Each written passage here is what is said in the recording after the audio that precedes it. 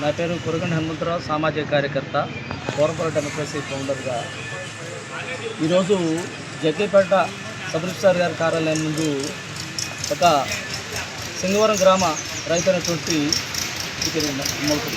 తుమ్మలపూడి శివయ్య గారికి సంబంధించినటువంటి 5.5 సెంట్లకు సంబంధించి అక్రమ రిజిస్ట్రేషన్ మీద ఈరోజు ఇక్కడ రావడం జరిగింది. సబ్ రిజిస్ట్రార్ తర్వాత రెవెన్యూ డిపార్ట్మెంట్ డిజిటల్ సిస్టమ్ వచ్చిన తర్వాత సేవలు మరింత విస్తృతంగా తొందరగా ప్రజలకు అందించవచ్చు అనేటువంటి మంచి ఉద్దేశంతో వస్తే, ఈ డిజిటల్ సిస్టమ్ వచ్చిన తర్వాత మరి ఇంకా ఫేక్ రిజిస్ట్రేషన్ డాక్యుమెంట్ రావటం, ఆ డాక్యుమెంట్ తీసుకెళ్లి కోర్టులో పెట్టడం, ఇంజక్షన్ ఆర్డర్ చేసి రావటం, అక్రమార్కులకి ఒక అవకాశంగా మారటం అనేది బాధాకరమైన అంశంగా ఉంది. వీరికి తెలియకుండానే వీరి బంధువులు పోరాడుతుందని అని చెప్పి సెల్ఫ్ డిక్లరేషన్తో రిజిస్ట్రేషన్ చేయడం జరిగింది. దాని మీద ఈరోజు వీరి యొక్క అభ్యంతరాలకు సంబంధించి సబ్ రిజిస్ట్రార్ గారితో కూడా మాట్లాడడం జరిగింది. వాస్తవంగా ఈ రిజిస్ట్రేషన్ ప్రక్రియకు సంబంధించి రిజిస్ట్రార్ కూడా చాలామంది డాక్యుమెంట్ రైటర్లు కూడా సబ్ రిజిస్ట్రార్కు సంబంధించిన యాక్ట్ మీద వారికి అవగాహన లేదు. 1908 section 34 subsection 3 clause B rule 26 ప్రకారం రిజిస్ట్రేషన్ యాక్ట్కి సంబంధించి ఒక డాక్యుమెంట్ రిజిస్ట్రేషన్ చేసేటప్పుడు ఈ ప్రాపర్టీ అసలు ఎక్కడి నుంచి వచ్చింది, రికార్డు పరంగా చేసే వ్యక్తికి సంబంధించిన యాజమాన్య హక్కులు ఏమున్నాయి, ఖచ్చితంగా ఎప్పటి నుంచి ఉంటున్నాయి, లేదా సబ్ డివిజన్స్ ఎన్ని అయ్యాయి, పూర్తి విస్తీర్ణం ఎంత ఉంది, ఎన్ని సబ్ డివిజన్లు అయ్యాయి, ఎన్ని చేతులు మారాయి అనేది కూడా ఒక ఈసీ సర్టిఫికేట్ కూడా డాక్యుమెంట్ చేయాలి. తర్వాత డాక్యుమెంట్ ఒకటి దాని ప్రస్తావన రావాలి. అటువంటి అంశాలు ఏమీ లేకుండానే ఆ ప్రాపర్టీ అతనికి సంబంధించిందో కాదో తెలియకుండానే కేవలం ఆన్లైన్లో ఉంటే మేము రిజిస్ట్రేషన్ చేయొచ్చు అనేటువంటి ఆలోచనతో సబ్ రిజిస్ట్రార్లు రిజిస్ట్రేషన్ చేయడం వల్లే ఇటువంటి తప్పుడు రిజిస్ట్రేషన్ డాక్యుమెంట్స్, నకిలీ డాక్యుమెంట్స్ పుట్టుకొస్తున్నాయి.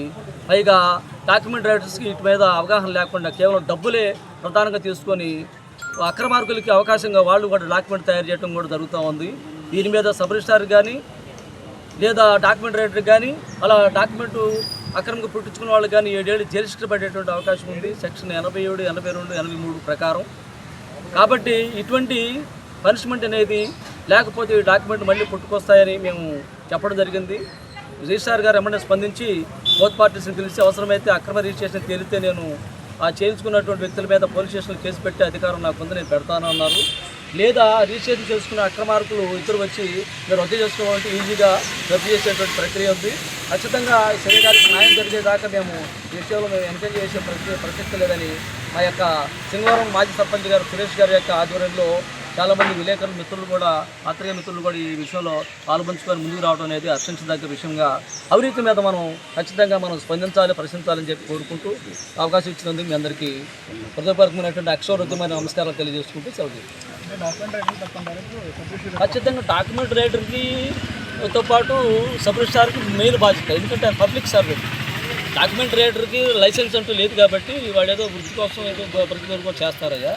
కాబట్టి డాక్యుమెంట్ రైటర్ కంటే సబ్ రిజిస్ట్రార్కి ఎక్కువ బాధ్యతలు ఉన్నాయి. దీంట్లో కాంపిటెంట్ అథారిటీ జిల్లా రిజిస్ట్రార్ గారు వారు మన వీరి మీద కేసు వేయమని చెప్పి మనం అనొచ్చు. వారు బాధ్యత రహితంగా వ్యవహరించి ఈ సమస్య మీద పరిష్కారం కాకపోతే మళ్ళీ నెక్స్ట్ విషయంలో నేను మీకు తోడుగా ఉంటాను. ఎందుకంటే మనకి శివయ్య గారికి న్యాయం జరగాలి, మనందరం వచ్చింది అందుకే అవసరం. కాబట్టి ఖచ్చితంగా చేద్దాం. ఓకేనా? Thank you.